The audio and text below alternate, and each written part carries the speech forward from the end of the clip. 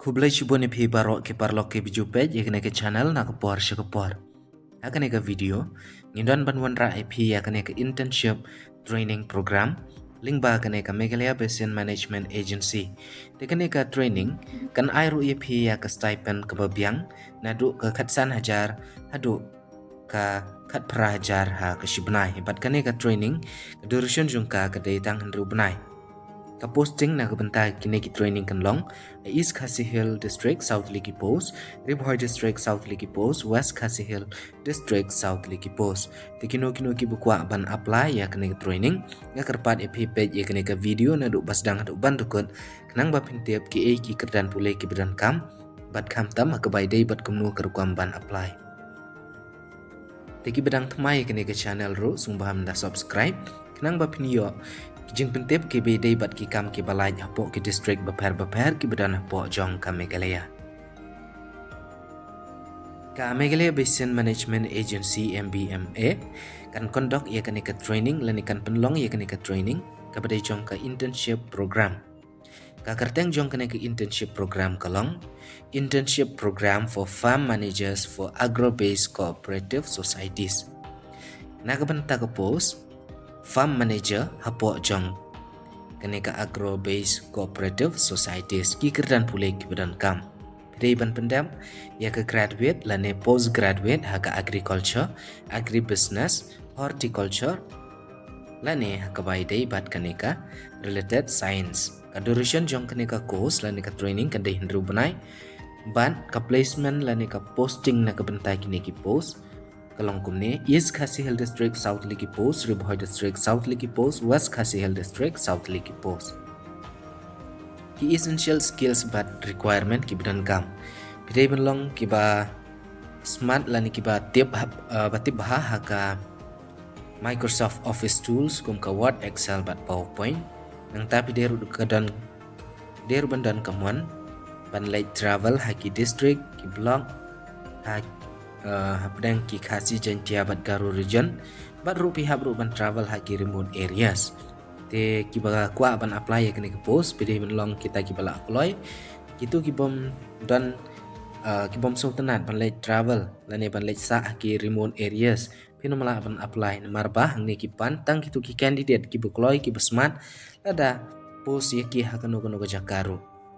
candidate must possess their own laptop to kaneru ki candidate ki apply ki der bendan ya ka laptop jong la jong ha ka pot jong ka training ka recruitment process kalong kumne ki candidate ki haban ya ru link ba ka written exam but interaction round kat kum ka selection process but ka written test kan thup ye ki subject general knowledge aptitude reasoning psychometric test but subject matter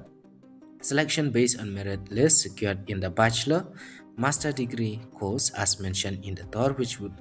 be a part of selection process.